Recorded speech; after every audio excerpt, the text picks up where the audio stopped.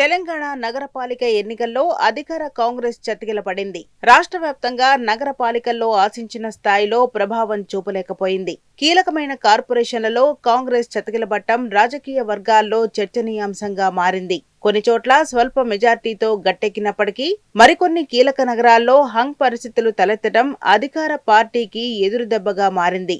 కొత్తగూడెం, నిజామాబాద్, కరీంనగర్, మహబూబ్ నగర్ కార్పొరేషన్లలో ఏ పార్టీకి స్పష్టమైన మెజార్టీ లభించలేదు. ఇక్కడ హంగ్ ఏర్పడే అవకాశాలు కనిపిస్తున్నాయి. నిజామాబాద్, కరీంనగర్ లో పీఠం దక్కించుకోవడం కాంగ్రెస్ కు కలగా మిగిలింది.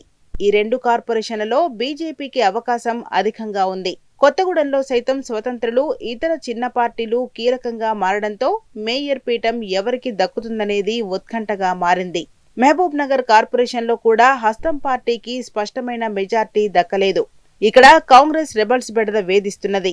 దీంతో అభ్యర్థుల్లోనూ కార్యకర్తల్లోనూ తీవ్ర ఉత్కంఠ నెలకొంది.